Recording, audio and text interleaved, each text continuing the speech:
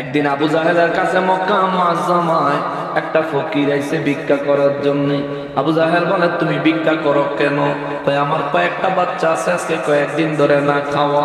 আবু জাহেল কয়, তুমি আমার কাছে আইছো, আমি তোমারে যেটুকু দিতে পারবো আমি তোমারে দিব, কিন্তু তোমারে আমি একটা ঠিকানা দিতে পারি, ওই ব্যক্তি আমার চাইতো তোমারে বেশি দিব।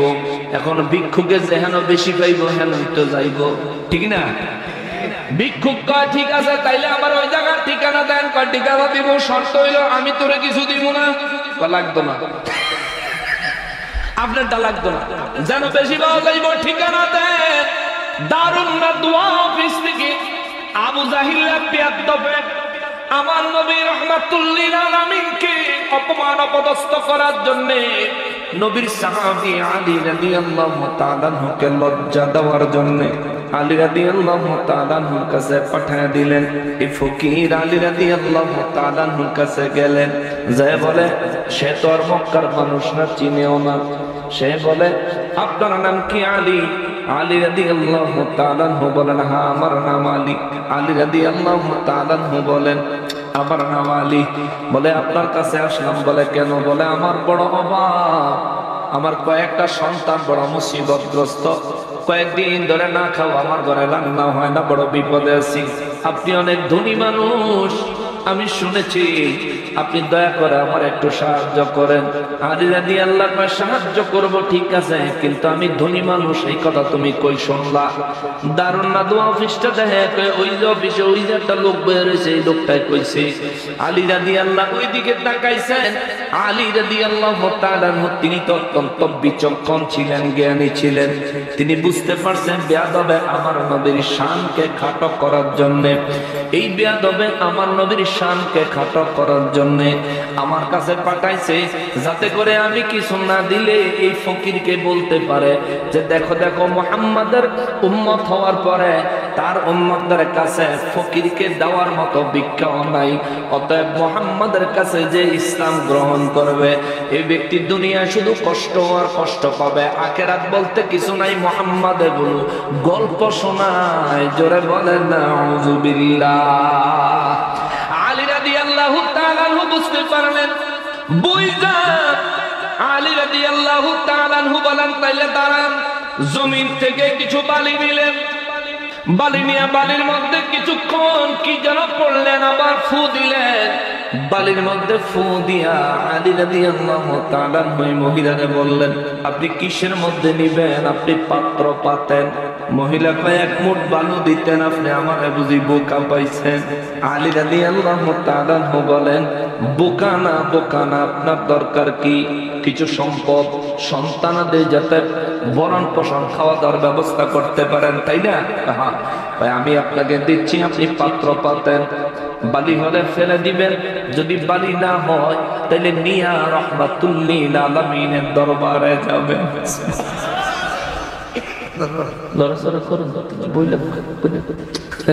সিলেটে আইতে আইতে কিছু কিছু ভাষা শিখছি। কয়েক বছর আগে সিলেটের ভাষা নিয়ে একটা বক্তব্য দিছিলাম, এটা নিয়ে আমার বিরুদ্ধে অনেক প্রভাকাণ্ড হয়েছে। সিলেটের ভাষাকে কখনোই অপমানজনক মনে করি নাই। ওই বয়ানটা ছিল 2 ঘন্টার বেশি সময়। ওইটা যদি ফার্স্ট থেকে লাস্ট পর্যন্ত কেউ যদি একবার কষ্ট করে একটু সময় দিয়ে শোনেন, তাহলে বুঝবেন ওই বক্তব্যে সিলেটের ভাষার বিরোধিতা ছিল না, পক্ষেই কথা ছিল। কিন্তু চক্রান্তকারীরা চক্রান্ত করে আমার নিন্দার পাত্র বানাইছে, কিন্তু তাতে আমার কিচ্ছু আসে যায় নাই। আল্লাহর মেহেরবানি, আল্লাহ পাকের দয়া, দয়াল নবীর উসিলায়, আউলিয়ায়ে কেরামের সদকায়, আপনাদের ভালোবাসায় সিলেটের জমিনে এখন আল্লাহ আমারে রাখছে, আলহামদুলিল্লাহ। অতএব নিন্দুক তুমি নিন্দাই করবে, এটাই তোমার কাজ।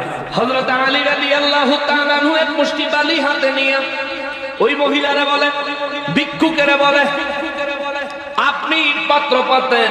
ভিক্ষুক পাত্র পাতলে আলী রাদিয়াল্লাহু তাআলা বলেন, এইটুকু পাত্র হবে না। তাহলে কি করবো? বলে, আপনার চাদর পাতেন। ভিক্ষুকের চাদর পাতলো। আলী রাদিয়াল্লাহু তাআলা তার চাদরের ভিতরে হাত রাখলেন, হাত থেকে মুষ্টিটা ছেড়ে দিলেন। আলী রাদিয়াল্লাহু বলেন, চাদরটা গুছাইয়া ফেলো। চাদরটা গুছাইয়া ফেললো। আলী রাদিয়াল্লাহু কয় আমার দয়াল নবীর দরবারে এখন যাবা, তবে তার আগে যেই লোকটা তোমারে আমার কাছে পাঠাইছে ওই লোকটার কাছে একটু যাইবা, ওই লোকটারে যায়া দেখাইবা আমি তোমারে কি দিছি। এই ফকির বেটা চিন্তা করে, ফকির লোকটা চিন্তা করে, হায় হায় দেখলাম তো বালু দিল কি তাকে জানে, তবু যেহেতু কইছে হেন যাই। ফকির লোক দৌড়ে গেছে দারুন নদী অফিসে। দারুন নদী অফিসে যাওয়ার পরে দেখে এইভাবে সে যে দৌড়ে রাখছে তার পুটলিটা চাদরের ভিতরে আস্তে আস্তে বড় হইতেছে। সুবহানাল্লাহ। বড় হইতে হইতে মোটামুটি যদি চাদরের ভিতরে মুড়ি লন, মুড়ি ঠান্ডার মধ্যে কাপড়ের মধ্যে মুড়ি লইয়া একটু সরষের তেল মাখাইয়া আমরা খাইতে খুব মজা। আমরা ছোটবেলা খাইতে তো মুড়ির ফুটলাটা এমনি দললে হেন্দা ফুইলা থাকে না। ফকির লোকটা এমনিতে দইরা আবু জাহেলের অফিসে গেছে। আবু জাহেল কয় দিছে নি, কয় দিছে, কয় কি দিছে, কয় যে কোকসার মধ্যে আছে, চাদরের ভিতরে আছে। আবু জাহেল কয় তোরে কি দিলই? ওই আলী তৈল এমন আলী নিজেই তো খাইতে পায় না, তোরে দিল কি? ফকিরে কয় আরেকজনের দিছে দেখে আপনার হিংসা লাগে।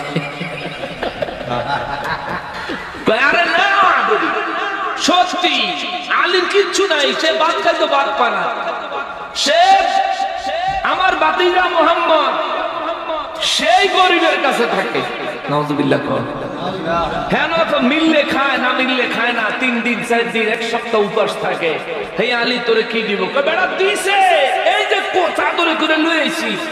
কি দিছে দেখা তো দেখি। আবু জাহেল এই টান দিয়ে যখন চাদর ফাঁকা করছে তাকে দেখে হীরা জহরত মণি মুক্তা। সুবহানাল্লাহ, আল্লাহু আকবার। আবু জাহেল দেখা কয় ওরে বাপ রে বাপ, যেই জিনিস তোর এই চাদরের ভিতরে দেখা যায় এরকম দামি পাথর আমি আবু জাহেল আমার জীবনে কোনোদিন দেখি নাই। সুবহানাল্লাহ কয়। এবার আবু জাহেল কয় রে আলী এডি ফাইল চল তোরে লইয়া অহনি মুহাম্মদের কাছে যাবো, আমার বাতিজার কাছে যাইয়া বিচার দিব যে আপনার আলী সুফ। নাউজুবিল্লাহ কোন আলী রাদিয়াল্লাহু রাসূল। অথচ আলী রাদিয়াল্লাহু তাআলা আনহু জন্মগ্রহণ করেছেন আল্লাহর কাবা বাইতুল্লাহর ভিতরে। আল্লাহু আকবার। কারে সুর কইতে যাইতে ওই আলী রাদিয়াল্লাহর কাছে আবু জাহেল পাঠাইছে। যখন দেখে ফকিরের আলী রাদিয়াল্লাহু অনেক বড় অনেক বড় অনেক দামি দান করেছে, আবু জাহেল কয় চলো আমার বাতিজার কাছে চলো। দয়াল নবী রাহমাতুল লিল আলামিনের কাছে যায়, কয় মুহাম্মদ, কয় জি, কয় তোমার আলী, কয় জি, কয় তোমার আলী তো চুরি করছে। আমার নবী বলেন সাক্ষী আছে নি? কয় আছে। কয় কি সাক্ষী? এই চাদরটা বাইর করে দিয়া কয় দেহ এগুলো তোমার আলী এই ফকির যে দান করছে, তোমার আলী না খাইতে পায় না, তাহলে এত দামি হীরা জহরত মনি মুক্তা করতে না পাইছে।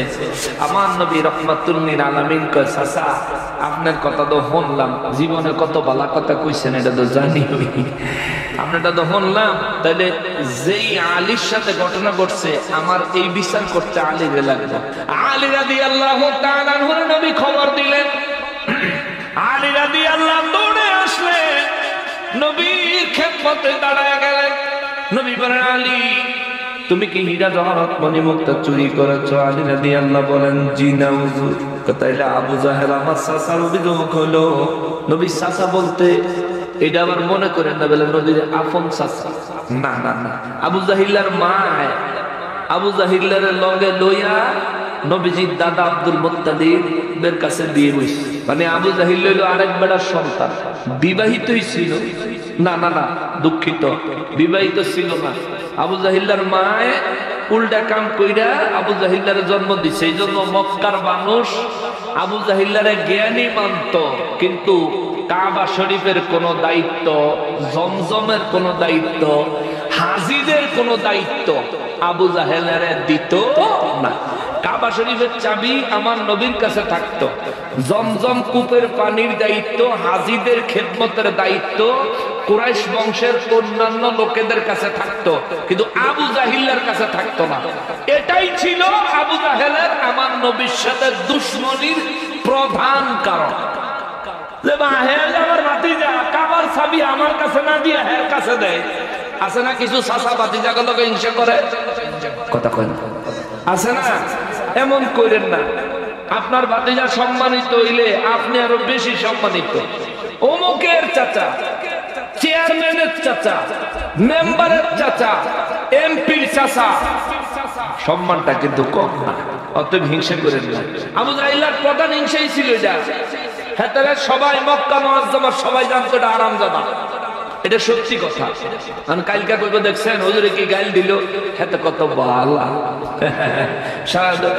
সারাদিন একটু ঘুরে দেখেন হ্যাঁ কি পরিমাণে গাইল।